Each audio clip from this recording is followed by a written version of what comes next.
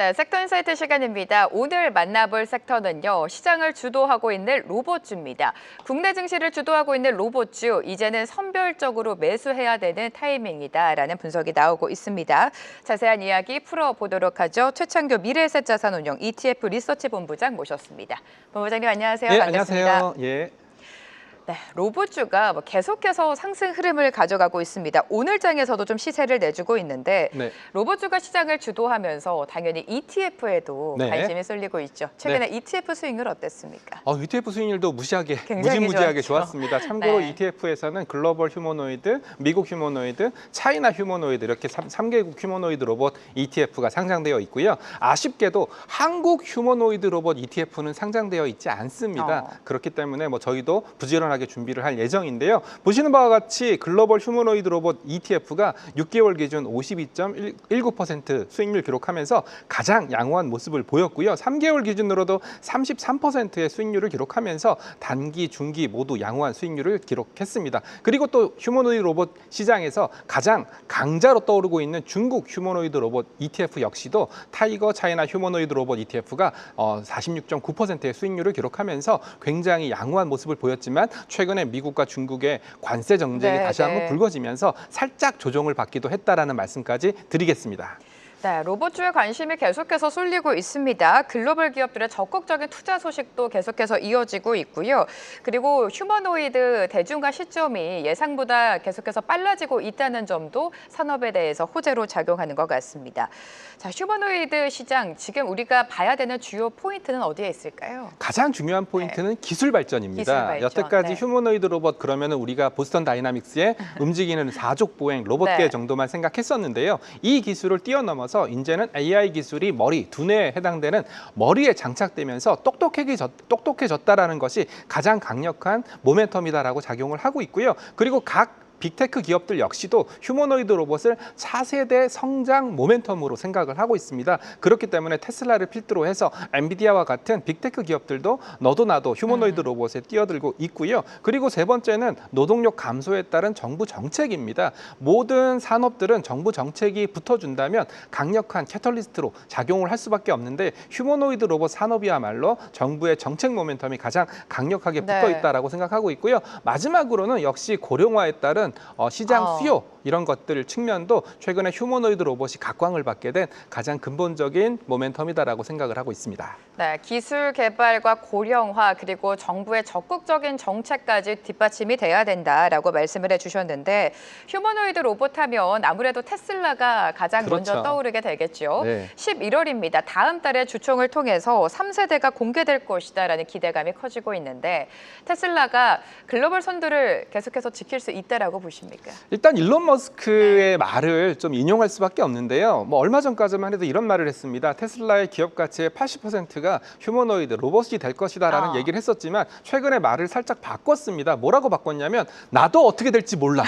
그러면서 일종의 기대감 아니면 꿈을 심어주는 그런 발언들을 하면서 결국은 휴머노이드 로봇 시장에 강력한 상승 요인으로 작용을 하고 있습니다. 테슬라 같은 경우에는 첫 번째 AI 기술 쪽에서 가장 핵심적인 그런 기업이고요. 그리고 자금력, 그리고 브랜드 파워, 그리고 로봇 택시와 같은 응용 기술이 많다라는 점이 테슬라의 휴머노이드 로봇, 특히 옵티머스를 기대하게 하는 가장 강력한 요인으로 작용을 하고 있습니다. 그렇지만 좀 리스크도 있습니다. 리스크도 있는데요. 가장 중요한 리스크는 역시 기술 격차입니다. 중국의 휴머노이드 로봇 기업들이 빠르게 휴머노이드 기술을 개발하면서 기술 격차를 빠르게 줄이고 있고요. 그리고 보스턴 다이나믹스, 전통의 강자라고 할 수 있는 보스턴 다이나믹스도 빠르게 따라오고 있고요. 그리고 엔비디아 역시도 빠르게 따라오고 있기 때문에 경쟁 기업들의 추격 그리고 기술적인 우위가 과연 옵티머스가 얼마나 있을까라는 것들이 가장 리스크 요인으로 꼽히고 있습니다.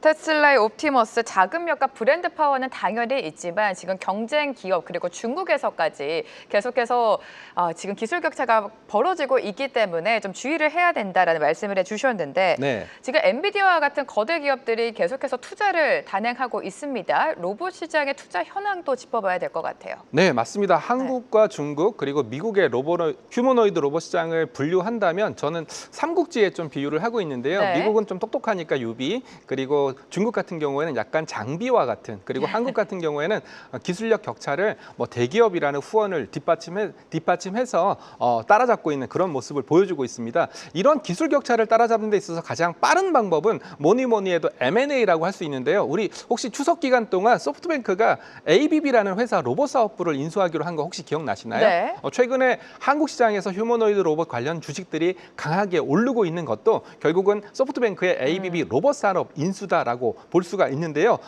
소프트뱅크뿐만 아니라 삼성전자도 뭐 잘 알고 있다시피 레인보우 로보틱스를 뿐만 아니라 스킬드 AI라는 회사에 투자를 했고요. 그리고 M&A, 그 밖에 M&A 이슈들도 굉장히 활발하기 때문에 이런 것들이 다시 한번 기술 격차를 빠르게 따라잡으면서 시장을 성숙기로 만들 수 있는 강력한 캐털리스트로 네. 작용을 하고 있다. 이렇게 분석을 하시면 될 것 같습니다. 소프트뱅크의 로봇 산업 인수가 당연히 로봇 시장 전반에 훈풍을 불어넣어 줬었습니다. 자, 지금 중국 이야기도 좀 해봐야 될 것 같은데 옛날에 우리가 중국을 생각하면 기술보다는 가격 경쟁력이 더 좋다라고 생각을 했는데 이제는 뭐 IT 안에서 로봇 안에서도 기술력이 굉장히 좋아지고 있습니다. 휴머노이드 로봇 시장에서 중국 기업이 입지를 지금 다지고 있는데 지금 유니트리가 9조 원 규모의 기업 공개도 추진하고 있습니다. 현실 가능성 어디까지 보십니까? 일단은 IPO는 가능할 거다라고 생각을 네. 하고 있는데요. 이게 어떤 파장을 일으킬지 저는 그 부분에 대해서 굉장히 궁금증을 갖고 어. 있습니다. 참고로 중국 같은 경우에는 휴머노이드 로봇에 있어서 가장 좋은 시장입니다. 제가 좋은 시장이라고 말씀을 드린 이유는 뭐냐면 휴머노이드 로봇도 마찬가지입니다. 자율주행차처럼 다양한 주행 데이터 네. 아니면 학습 데이터들이 필요한데요. 중국 같은 경우에는 그런 학습 데이터라든지 머신러닝이라든지 이런 걸 하기에 너무나 좋은 시장이기 때문에 중국의 휴머노이드는 주목해 볼 필요가 있다라고 생각을 하고 있습니다. 참고로 유니트리는 최대 70억 달러, 대략 9조 원대로 9조 원대 기업 가치로 IPO 준비 중이라는 보도가 있고요. 아마 4분기 중에 상장 신청서를 제출할 예정이고 상해 거래소 밑에 과창판이라는 시장이 있습니다. 네. 이 과창판 시장에 상장할 가능성이 높다. 특히 중국의 유니트리의 가장 무서운 점은 뭐냐면 국산화율입니다. 중국 자체 기술로 국산화율이 거의 90% 이상이다라는 점이 강력한 모멘텀으로 작용하면서 결국은 유니트리의 IPO가 중국 휴머노이드 시장 전체를 뜨겁게 달구지 않을까라는 네. 그런 점을 방점을 찍고 있습니다. 국산화율 90%가 유니트리의 가장 큰 모멘텀이 될 것 같습니다. 지금 9조 원 규모의 IPO를 추진하고 있는데 이 영향 때문일까요? 지금 4분기 ETF 섹터가 중국 휴머노이드가 주도할 것이다. 이런 분석이 많이 나옵니다. 본부장님은 어떻게 생각하세요? 결국은 중국의 반도체를 네. 볼 필요가 있습니다. 네네. 한참 미국과 중국의 경쟁이 치열할 때는 반도체 장비 수출하지 마. 그리고 뭐 반도체 소재 그럼 우리도 수출하지 않겠어. 네. 이러면서 결국은 어떤 현상이 일어났냐? 중국의 자체 AI 칩이 탄생을 했죠. 어. 사람들의 머릿속에는 그런 반도체와 관련된 미국과 중국의 경쟁이 일어났을 때 중국은 과연 어떤 행보를 보였나 이런 쪽에 방점을 두고 있다라고 생각을 하고 있습니다. 마찬가지 개념입니다. 차이나 휴머노이드 시장도 미국과 경쟁이 불가피한 그런 영역인데 국산화율을 제가 강조드렸던 이유도 국산화율이 이미 90% 이상이니까 반도체, 중국 AI 반도체보다 더 강력한 산업이 될 수 있다라는 생각을 좀 하고 있기 때문에 차이나 휴머노이드 로봇 쪽으로 좀 사람들의 관심이 좀 집중되고 있는 게 아닌가 그런 생각을 하고 있습니다. 네, 말씀해 주신 대로 미국의 중국에 대한 제재가 오히려 중국의 지금 자력화를 키우게 그렇죠. 되는 네. 키가 되지 않았나라는 생각이 드는데요. 지금 중국의 휴머노이드 로봇 공세에 의해서 우리 정부도 가만히 있을 수 없다. 적극적인 정책이 나와야 된다라는 지적의 목소리가 좀 커지고 있습니다. 미국과 또 중국까지 비교했을 때 우리나라 기업의 기술 개발의 현실은 어디라고 보십니까? 결국은 한국의 휴머노이드라고 얘기했을 때는 아직까지는 많이 뒤처지는 건 사실입니다. 그렇지만 한국은 뭐니 해도 제조업 강국이거든요. 네. 제조 기술에 있어서 특히 기계적인 제조 기술에 있어서 강력한 우위에 있고요. 그리고 자동화 전환 그리고 또 한국의 삼성전자를 얘기할 때 뭐라고 얘기하냐면 양산의 삼성전자라고 얘기를 많이 하거든요. 대량 생산에 유리한 그런 산업적인 구조를 갖고 있기 때문에 이런 제조업 기반과 자동화 경험 이런 것들이 한국 휴머노이드의 가장 강력한 기반이 될 거다라고 생각을 하고 있고요. 그리고 두 번째로는 로봇의 밀도인데요. 이미 산업 산업화된 로봇은 공장에서 많이 쓰이고 있습니다. 그래서 한국은 근로자 대비해서 로봇이 사용되는 빈도, 로봇 비율이라고, 로봇 밀도라고 많이 하는데요. 로봇 밀도가 굉장히 높은 나라 중에 하나니까 산업적인 수요도 굉장히 많다. 그렇게 얘기를 할 수 있고요. 그리고 결국은 휴머노이드 로봇이라는 것이 기술 집약 그리고 ICT 인프라라는 관점에서 본다면 한국은 이미 그런 것들이 갖춰져 있어서 한국 휴머노이드 글쎄요 저는 만만하지 않다. 전 세계적인 경쟁력 충분히 네. 갖출 수 있다라고 생각하고 있습니다.